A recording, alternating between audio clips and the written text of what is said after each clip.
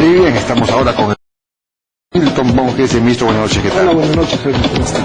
Bueno, comencemos con el tema que ha estado dando vueltas los últimos días, el asunto de los bonos, el pago de los bonos agropecuarios, de los bonos agrarios, de la deuda agraria, esta resolución del Tribunal Constitucional, con la cual los tenedores de bonos, la asociación esta de bonistas, a la EPRA, pues no ha estado de acuerdo con esta resolución. Ellos dicen que ellos no han demandado, además no han presentado esa demanda, y Pedro Laichea en una cuenta señala que habría que regresar pues a la Comisión 148, algo que él mencionó, que yo presidí.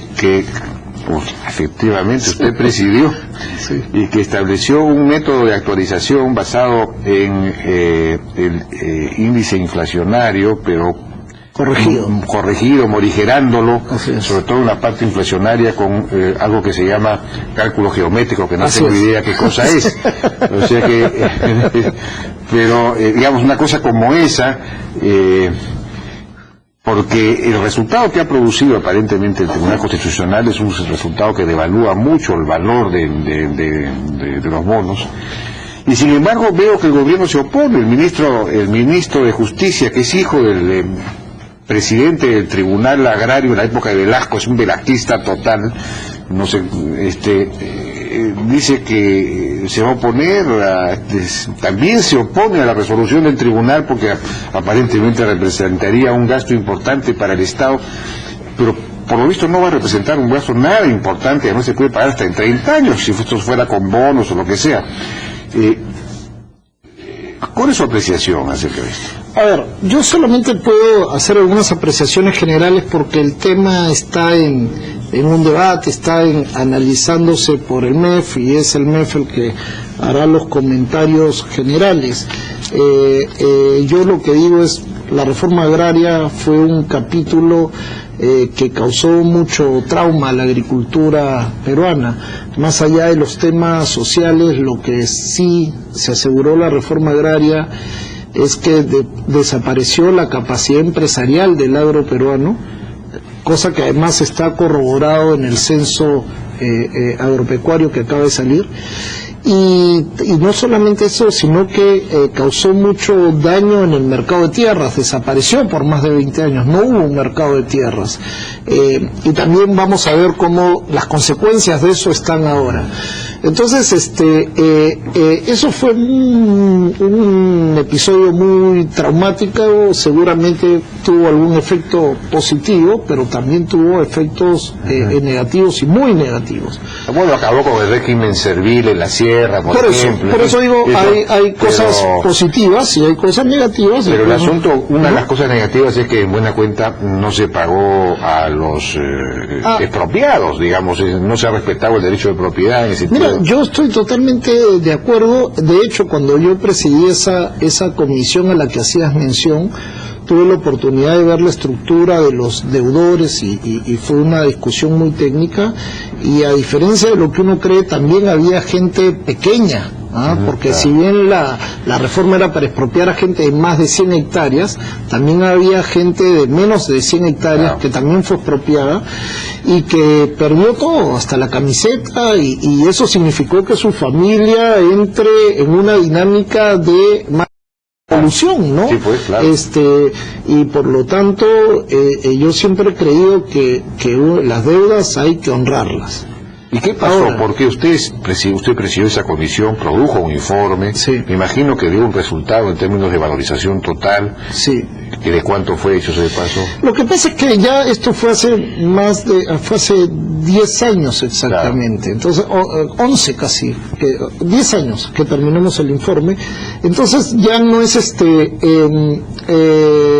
equivalente. Nosotros propusimos una metodología de actualización y propusimos una manera de pagar la deuda que era vigente en esa época, pero muchos de los activos que proponíamos, por ejemplo, las tierras de proyectos especiales, etcétera, ya no está más en manos del Estado. La mayoría de lo que se tenía se transfirió al sector privado. Se quería pagar con esos terrenos. Así es, entre otras opciones.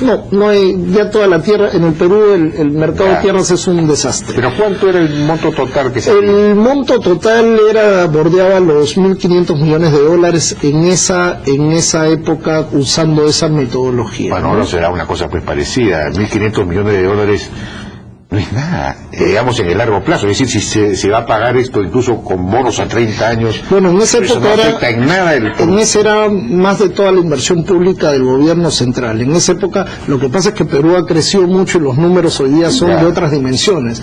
En esa época era un mundo de plata, no había espaldas fiscales que claro, pero habían estas otras fórmulas. Sí, había una fórmula de pasar esa deuda, darle un plazo más largo y generar algunas opciones para hacer líquidos esos bonos, ¿no?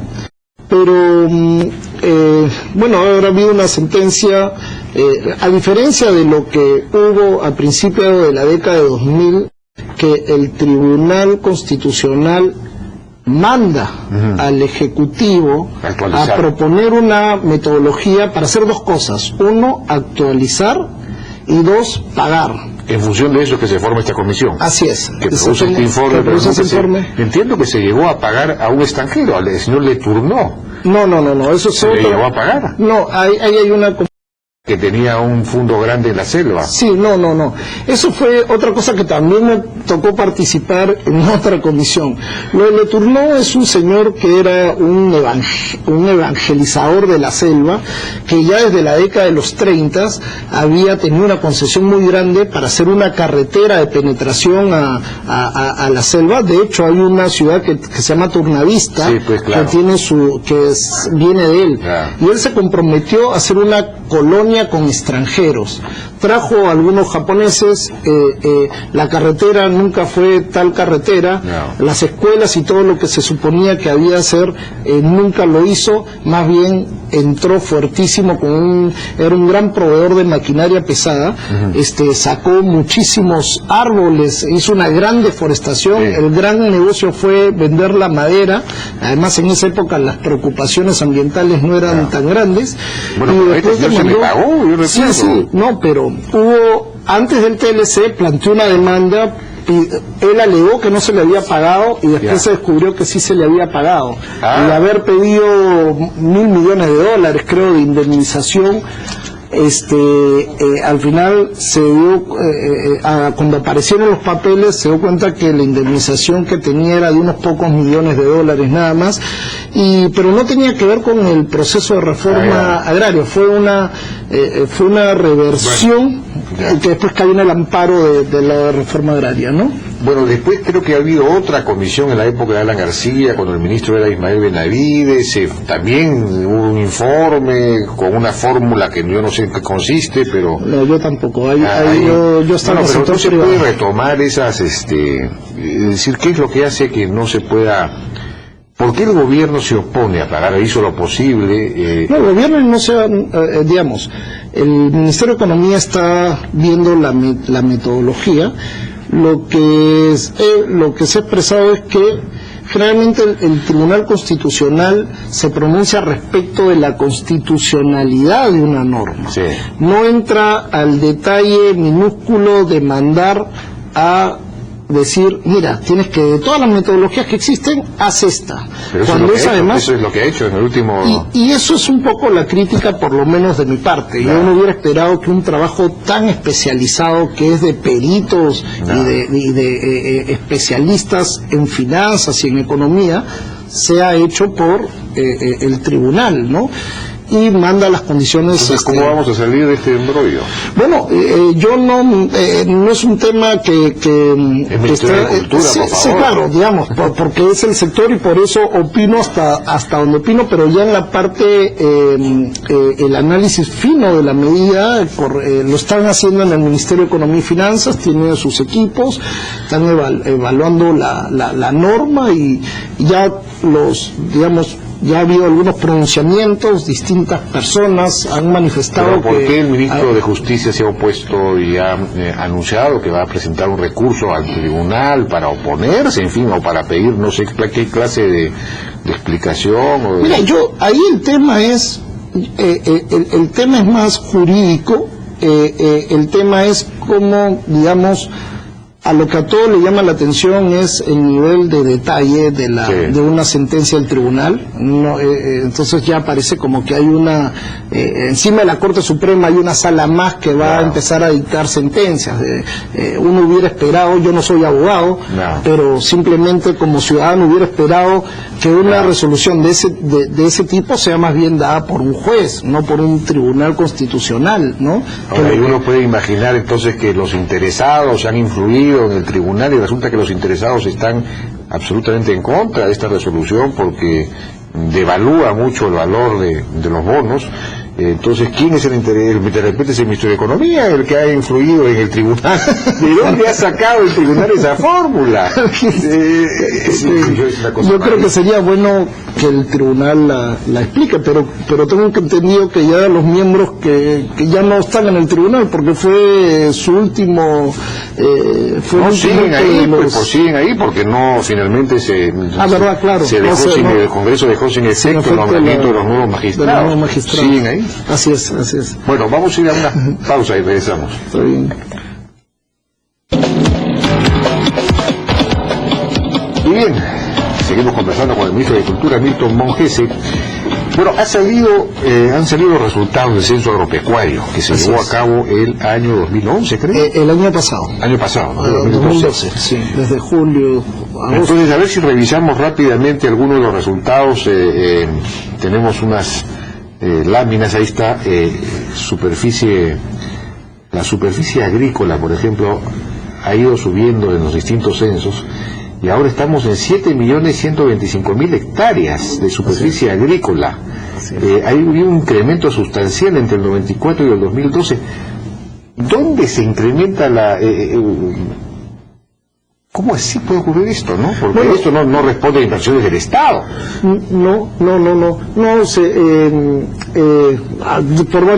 Por varias razones. Una razón probable, la más evidente, aunque es la menos significativa, es por ejemplo, cuando tú te ibas a Ica cuando eras niño, era un viaje a través del desierto. Sí, ahora ¿no? está... Salías de Pisco hasta Ica y era hasta... Yo no recuerdo, mi papá me contaba la historia del Pozo Santo.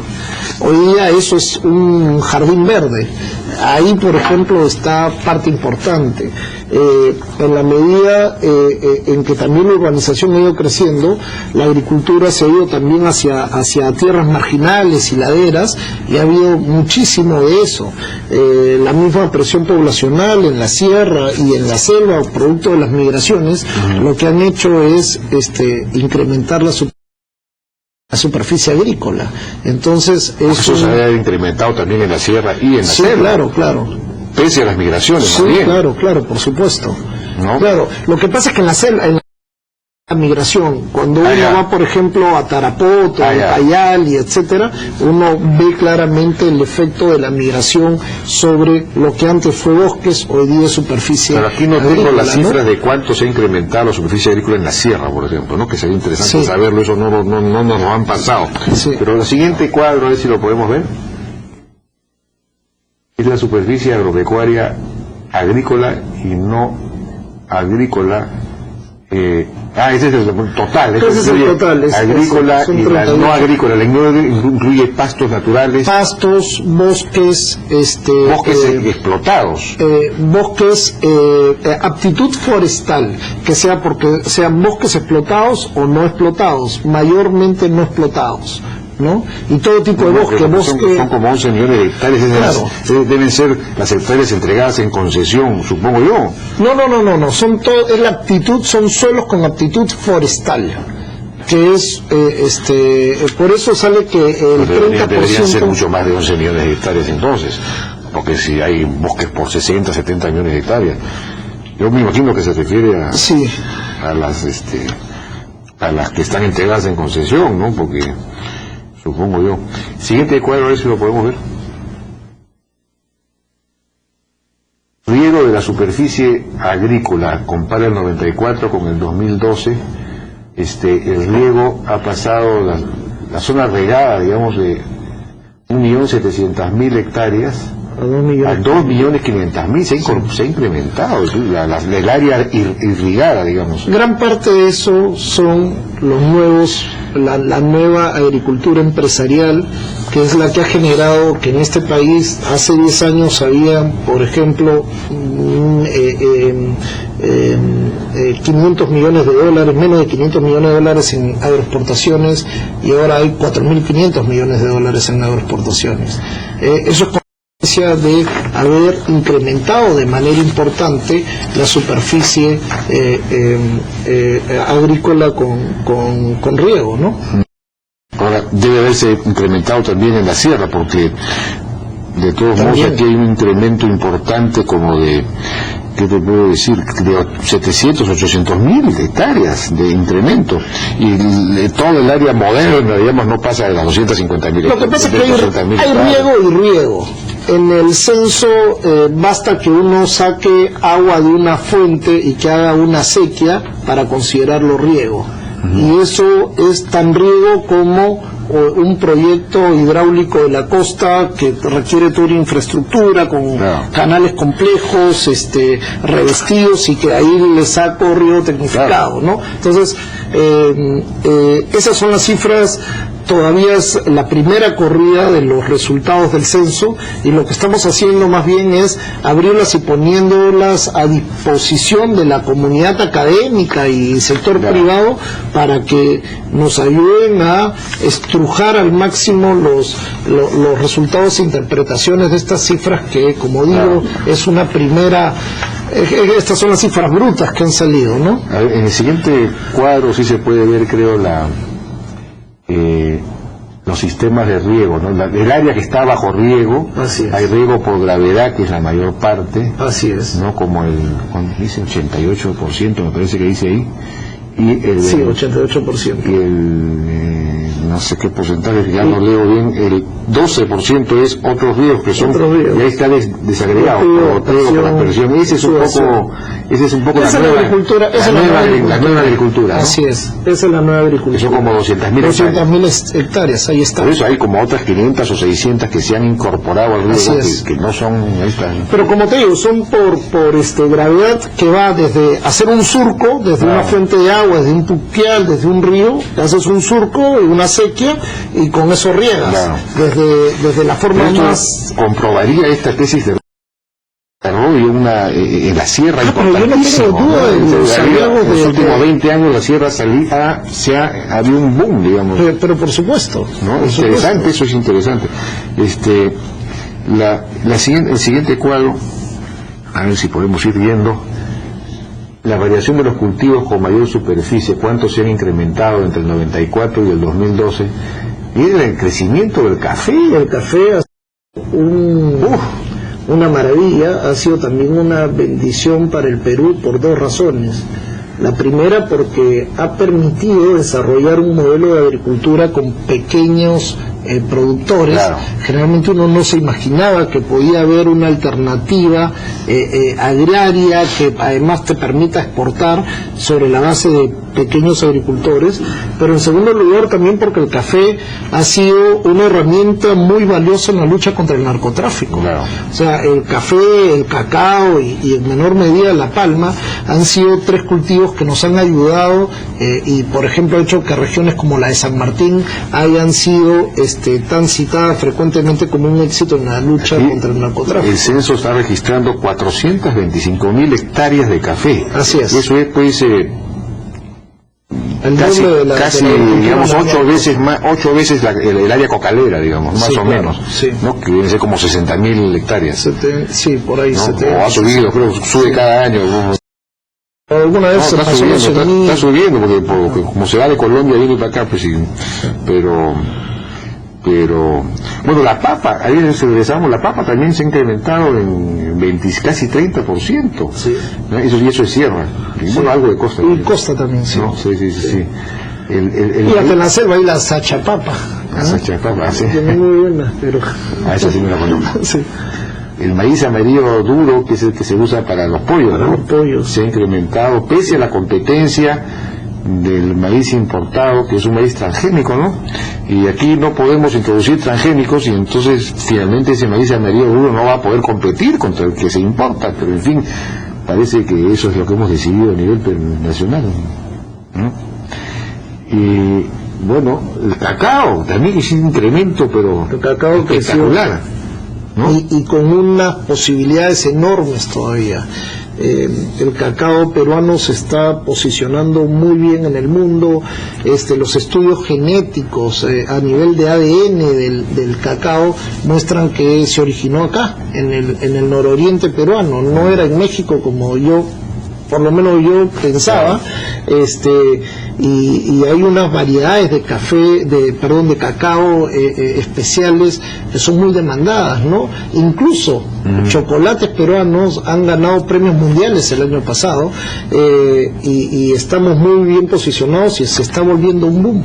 En la reciente feria del cacao y el chocolate que hicimos en el Sheraton, era impresionante la cantidad de compradores internacionales. Esto da para bastante. Sí, esto va para bastante. Ahora, el tema es que me dicen que la USAID ha introducido una variedad de café más productiva, de cacao, perdón, más productiva en la zona de San Martín, etcétera, en el marco de la lucha contra las drogas, en el marco del desarrollo alternativo, pero es una variedad no muy buena, es decir, el sabor no es muy buena, no es de mucha calidad, es eficiente desde el punto de vista de crecimiento, pero no es buena. O sea que habría que reprimirla, habría que decirle a la USAID, no, pongamos, especialicémonos en cosas de valor, ¿no? Pero tú eres liberal, tú deberías decir que no reprimamos. No, hay que eso lo ha introducido el Estado a través de la AID.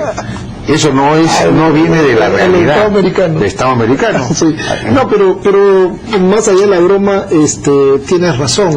Mira, en el caso hoy día del café, que tenemos el caso de la roya amarilla, una de las tentaciones y un poco con lo que nosotros estamos combatiendo es que una de las tentaciones de algunas ONGs o gobiernos locales es decirle al agricultor: arranca la variedad de café que tiene roya, y pon esta que sí es resistente a la roya.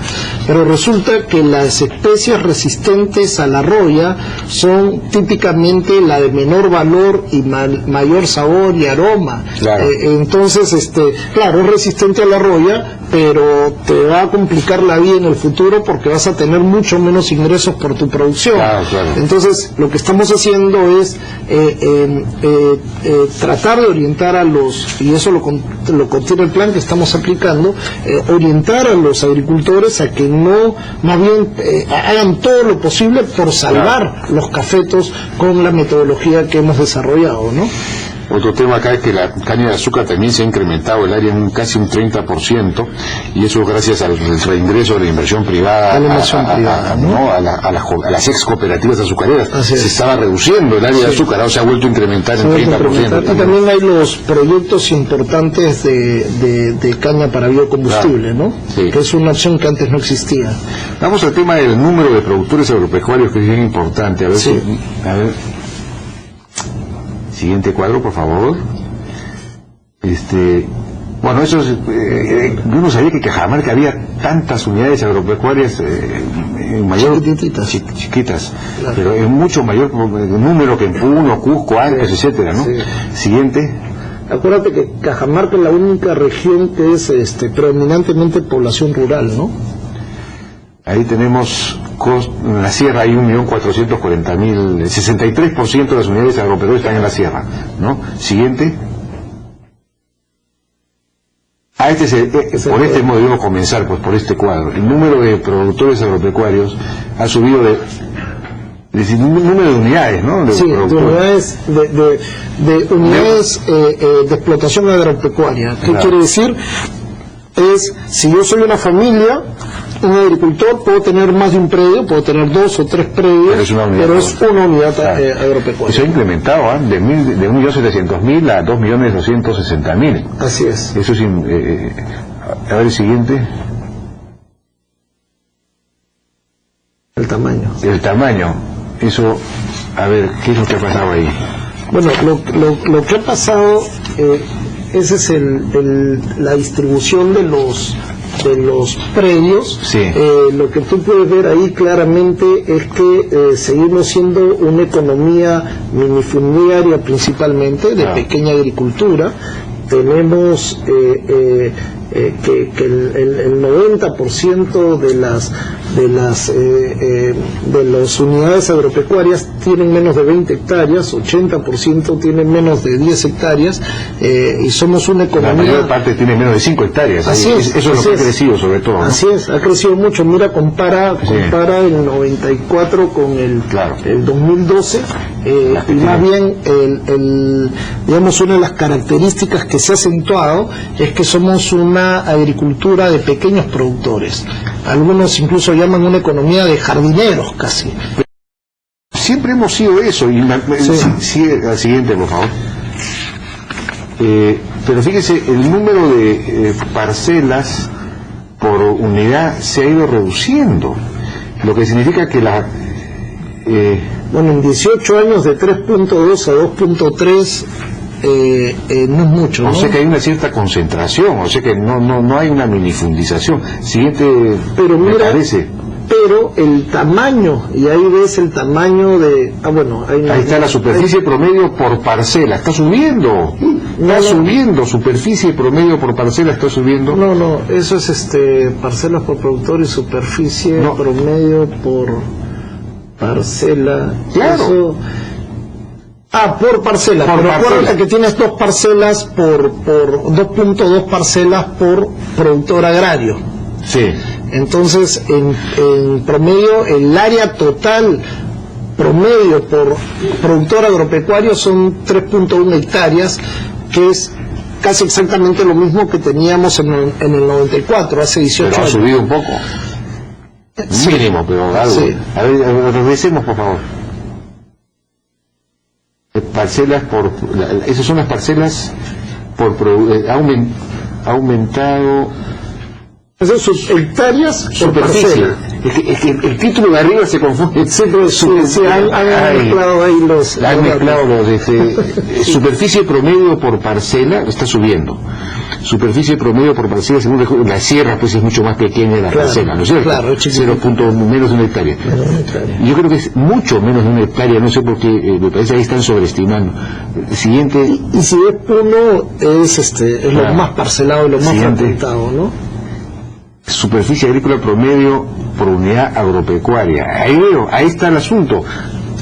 Se está incrementando el tamaño de la unidad agropecuaria. No estamos en un proceso de minifundización creciente, sino hay una cierta concentración. Eso estadísticamente no es significativo. Estamos de 3.1 a 3.3. Digamos, una agricultura como Perú debería tener en promedio, si uno hace la extrapolación a otras economías parecidas, en promedio debería tener entre 50 o 60 hectáreas.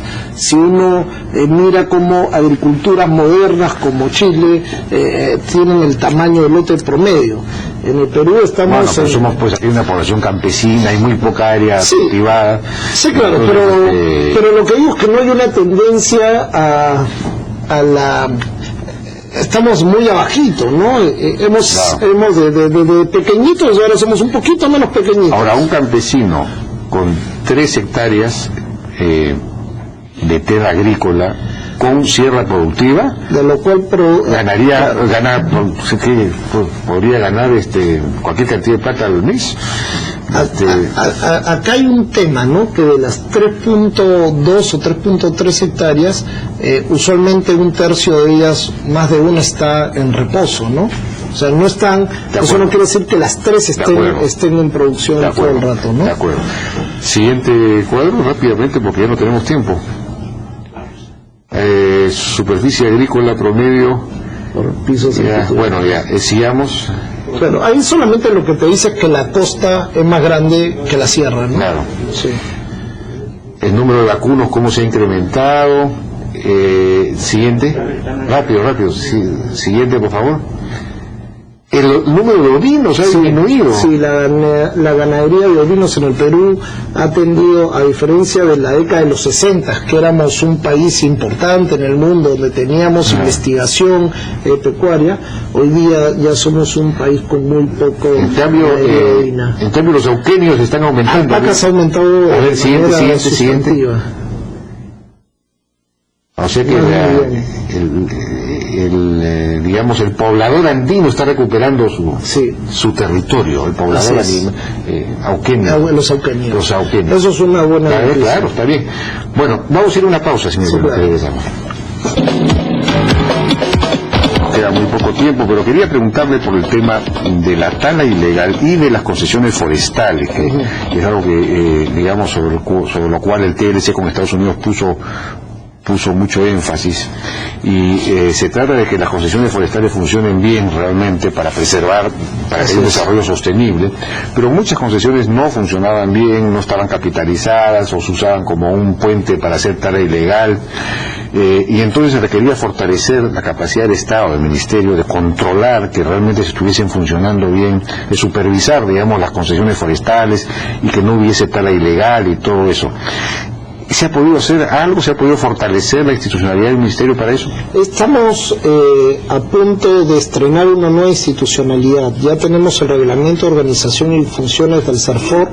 El CERFOR es la nueva autoridad, va a ser una oficina descentralizada que va a ser el ente rector del sector forestal, adscrita al Ministerio de Agricultura, luego de un proceso complejo porque la ley mandó todo el reglamento de la ley forestal, la política nacional forestal, que la acabamos de publicar también, y el CERFOR, fuera hechos en procesos muy complejos de consulta con la sociedad civil, con las autoridades locales, con las autoridades regionales, con las ONGs, con las comunidades nativas, esa ley ha salido además muy reglamentarista, muy complicada, ¿no? Mira, inmanejable. Es bien complicada. El reglamento, para que tengas una idea, el reglamento de la ley forestal en un momento llegó a tener más de 600 artículos en estos procesos. Obviamente más artículos que árboles en el bosque.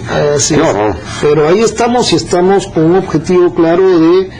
o sea que todavía recién se está formando esta organización. El CERFOR ya está listo. Estos próximos días en el papel, pero estos próximos días ya tendremos el equipo técnico para que empiece a trabajar. Bueno, ministro, muchas gracias por su participación en la hora N.